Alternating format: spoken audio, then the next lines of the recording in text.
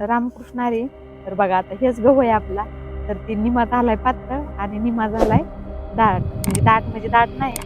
तर हे आणलेलं आपलं बी हे घरचंच आहे बरं का. आणि इकडचं मी ऐकून आणलं होतं. आमच्या आईकडचा गहू लय चांगला होता, त्याच्यामुळे तिथून आणला होता.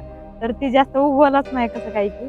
तर हे ट्रॅक्टरनं पेरलं होतं बरं का, कारण ट्रॅक्टरनं छोटं ट्रॅक्टर नाही का ना, म्हणजे चांगलं येतं पेरायला, त्यामुळे त्यानं पेरलं होतं. तर जास्त थोडंसं पातळ झाला तरी पण म्हणजे गहू कसं पातळ झाला ना एकदम ठोंबड्या बनतात. बघा आता त्या गव्हाच्या ठोंबड्या किती मोठ्या मोठ्या ठोंबड्या झाल्या. बघा पातळच आहेत तर किती मोठ्या मोठ्या ठोंबड्या येतात. त्यासाठी हे का ना पातळ झालं तरी टेन्शन घ्यायचं नाही. आणि आता हे खुरपायला चालू तरी बघा हे किती टन झाले. ते असं थोडंसं कुळपून लगेच काकड्या खुरपून घ्यायचं साईडनं. म्हणजे खुरपून एकदा पाणी सोडून एक खताचा डोस दिला मग कसं एकदम चांगलं येते सगळं.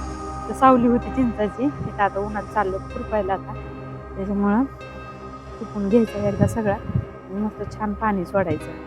ती म्हणजे आम्ही कसं म्हणजे जास्त नाहीत बरं का गहू पेरत, ती ज्वारी जास्त असते कारण कडबा निघत नाही.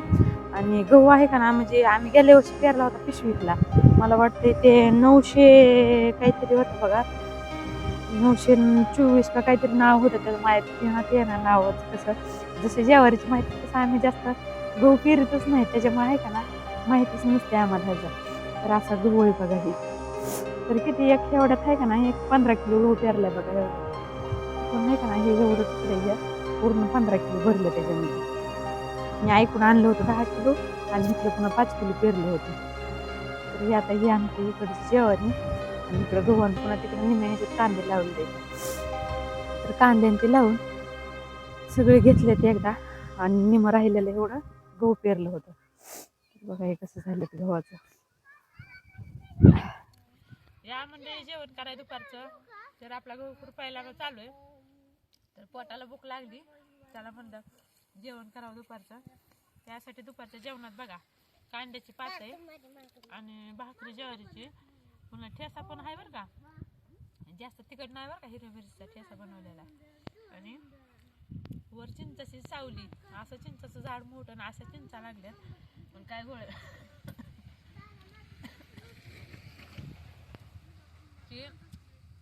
लय आंबट आहे चिंच, गोड लागत नाही, त्यामुळे कढी करून खाल्लेली चांगली. तर असं जेवण असतंय बघा शेतातलं. आणि अर्धी भाकर जास्त जाते बरं का, असं म्हणजे एकदम शांत वातावरण असते, सावली. पुन्हा आपल्याला काय कोणाचं नाही लवकर उरका कामाला जायचंय असं नाही, आपल्या मनावरलं एक 2 वाजता म्हणा 3 वाजता जेवण करायचं, पण 1 तासभर आरामात जेवण करायचं आणि मस्त. चला म्हणजे आता जेवण